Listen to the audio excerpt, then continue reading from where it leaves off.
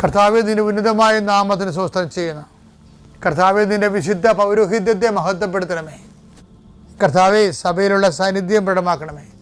39 വർഷം ഞാൻ അർപ്പിച്ച കുർബാനയുടെ യോഗ്യതയാൽ ഇന്ന് സഞ്ചരിക്കുന്ന എല്ലാവരെയും, ഇന്ന് ഈശോയെ ഭാരത്തൂക്കമുള്ള ഓരോ വിഷയങ്ങൾക്ക് വേണ്ടി വേദനിച്ച് നടക്കുന്നവരെ അങ്ങ് സന്ധിക്കണം. കർത്താവേ, വളർത്തുമൃഗങ്ങളും പക്ഷിമൃഗാദികളൊക്കെ ആയിട്ട് ജീവിക്കുന്നവരുണ്ട് ഈശോയെ.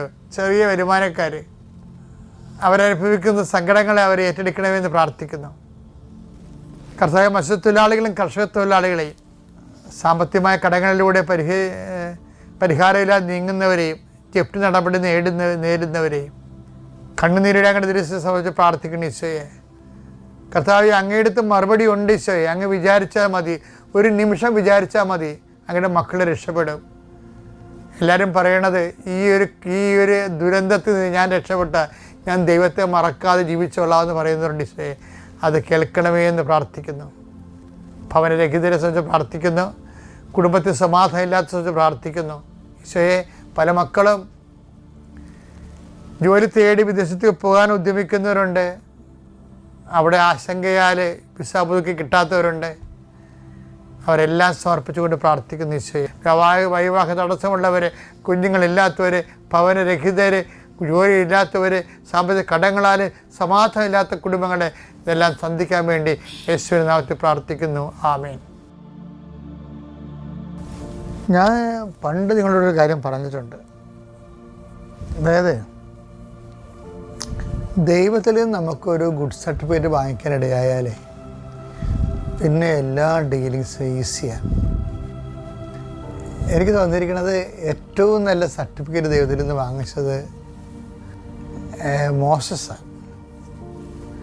ഞാൻ എപ്പോഴും കൊതിക്കുന്ന ഒരു എക്സ്പീരിയൻസ് ലെവലാണ്. അതായത് ദൈവം മോസസിനെ കുറിച്ച് പറയുന്ന ഭയങ്കര പോസിറ്റീവായിട്ടൊരു കമൻ്റ് ഉണ്ട്. എന്താണെന്നറിയാമോ? അതായത് പുറപ്പാട് 33:17 എടുത്തേ. കർത്താവ് മോശയോട് പറഞ്ഞു, നീ ആവശ്യപ്പെട്ട ഈ കാര്യവും ഞാൻ ചെയ്യും. എന്തെന്നാൽ നീ എൻ്റെ പ്രീതി നേടിയിരിക്കുന്നു. നിന്നെ എനിക്ക് നന്നായി അറിയാം. ഇപ്പം ദൈവത്തിൻ്റെ പ്രീതി നേടിക്കഴിയുമ്പോൾ ഓരോരോ നമുക്ക് നമ്മുടെ ജീവിതത്തിൽ നടക്കുന്ന ഓരോരോ കാലാവസ്ഥാ ഭേദങ്ങൾ, ഞാൻ ഇടയ്ക്ക് നിങ്ങളോട് പറയാറുണ്ട് കാലാവസ്ഥാ ഭേദങ്ങൾ. ഈ കാലാവസ്ഥാ ഭേദങ്ങളിൽ നമ്മൾ കൈവരിക്കുന്ന നിലപാടുകൾ, അതെല്ലാം ചില സമയത്ത് നമ്മൾ തോറ്റുപോകും. ചിലപ്പോൾ നമ്മുടെ വിശ്വാസം തന്നെ നമ്മൾ തന്നെ ചോദ്യം ചെയ്യും. എന്നിട്ടും നമ്മൾ വിശ്വാസത്തിൽ അതിൻ്റെ റിട്ടേൺസ് ഒന്നും ഇല്ലെങ്കിലും ആ വിശ്വാസത്തിൽ തന്നെ നമ്മൾ നിലനിൽക്കും. അങ്ങനെ നിലനിന്ന ഒരാളാണ് മോസസ്. അഹ്റോനും പോയി, എല്ലാവരും പോയി. അപ്പോഴും മോസസ്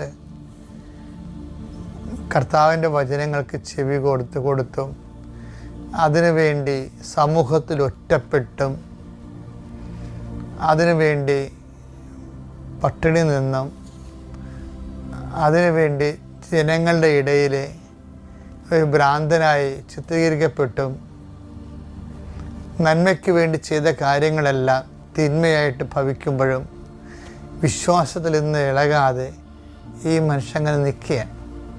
അപ്പം അങ്ങനെ കുറേ അനുഭവങ്ങളായപ്പോൾ ദൈവം അവസാനം പറയണതാണ്, എനിക്ക് നിന്നെ നന്നായി അറിയാം, അതുകൊണ്ട് നീ പറയുന്ന ഈ കാര്യവും ഞാൻ നിനക്ക് വേണ്ടി ചെയ്തു തരുമെന്ന്. എപ്പോഴും നമ്മുടെ മുമ്പിലുള്ള നിങ്ങൾ വിശ്വാസ ജീവിതത്തിൽ എപ്പോഴും വിജയം ഉണ്ടാകണമെന്ന് നിർബന്ധമില്ല. വിശ്വാസ ജീവിതത്തിൽ പലപ്പോഴും 60% ചിലപ്പോൾ പരാജയമായിരിക്കും. അത് കാര്യം വിശ്വാസത്തിൽ 60% പരാജയം വരാൻ കാര്യം വിശ്വാസത്തിലൂടെ നമ്മളുടെ ചില താല്പര്യങ്ങളെ നടത്തിച്ചെടുക്കാൻ വേണ്ടി ദൈവതിരുസന്നിധിയിൽ വ്യാപരിക്കണ കാണാം. അങ്ങനെയുള്ള ഉദ്യമങ്ങളൊക്കെ ദൈവത്തിന് അഡ്രസ്സ് ചെയ്യാൻ പറ്റാത്തത് കൊണ്ട് അത് മിക്കവാറും പരാജയമായിരിക്കും. പിന്നെ തന്നെയല്ല, ചില കാര്യങ്ങൾ നിങ്ങൾ ചോദിക്കുന്നത് എന്താണെന്ന് നിങ്ങൾക്ക് തന്നെ അറിയില്ല എന്ന് പറഞ്ഞില്ലേ? മത്തായി 20:22. യേശു മറുപടി നൽകി, നിങ്ങൾ ചോദിക്കുന്നത് എന്താണെന്ന് നിങ്ങൾ അറിയുന്നില്ല. ഇങ്ങനെ ചില സമയത്ത് പ്രാർത്ഥനയ്ക്ക് ഉത്തരം കിട്ടാതിരിക്കാനുള്ള സാധ്യതയുണ്ട്. കാര്യം ചോദിച്ചതിൻ്റെ നമുക്ക് തരികയാണെങ്കിൽ അതിൻ്റെ റിപ്രക്കഷൻസും സൈഡ് എഫക്ട്സും പാർശ്വഫലങ്ങളും കൊണ്ട് നമ്മൾ തന്നെ വലയും. ഇപ്പം അതറിയാൻ പറ്റാതെ നമ്മൾ ചില അപ്പോഴത്തെ സാഹചര്യത്തിൻ്റെ സമ്മർദ്ദം കൊണ്ട് നമ്മൾ ചോദിച്ചു പോകും. പക്ഷേ അതായിരിക്കത്തില്ല ദൈവ പദ്ധതി നമുക്ക് ഗുണകരമായി മാറുന്നത്. ഇങ്ങനെയുള്ള വിഷയങ്ങൾ വരുമ്പോൾ എനിക്കാണത് ചില കാര്യങ്ങൾ ദൈവത്തിൽ നിന്ന് കിട്ടുന്നില്ലെന്ന് പറയുമ്പോൾ അത് താമസിക്കുമെന്ന് പറയും. ഒരു കാരണവശാലും പ്രാർത്ഥനയ്ക്ക് മാന്യം ഉണ്ടാക്കരുത്. പല അണ്ണന്മാരും ദൈവം ചിലപ്പോൾ നമ്മുടെ കസര കളിക്ക് ചില ആൾക്കാർ ഒരു മണിയടിച്ച് കഴിയുമ്പോൾ ചിലർ ഔട്ടാകത്തില്ലേ? അതുപോലെ തന്നെയാണ് നമ്മുടെ ജീവിതത്തിൽ ഓരോ പ്രശ്നങ്ങൾ ഉണ്ടായി കഴിയുമ്പോൾ നമ്മൾ ദൈവത്തിൻ്റെ സന്നിധിയിൽ നിന്ന് ഔട്ടാകും. അതെങ്ങനെ ഔട്ടാകണമെന്ന് വെച്ച് കഴിഞ്ഞാൽ, നമ്മൾ ചില കാര്യങ്ങൾ ഇപ്പോൾ അഡ്മിഷൻ കിട്ടിയില്ല, അല്ലെങ്കിൽ ആ ഇൻ്റർവ്യൂ പരാജയപ്പെട്ടു, അല്ലെങ്കിൽ മാർക്ക് കുറഞ്ഞു പോയി. ഞാൻ കുറേ പ്രാർത്ഥിച്ചതാണ് എന്നിട്ട് മാർക്ക് തന്നില്ല എന്ന് പറഞ്ഞിട്ട് ഒരു 100 പേര് പ്രാർത്ഥിച്ചാൽ 100 പേർക്ക് മാർക്ക് കുറഞ്ഞു പോയെന്ന് വിചാരിച്ചോ, അതിൽ 90 പേരും ദൈവസന്നിധിയിൽ നിന്ന് പോകും.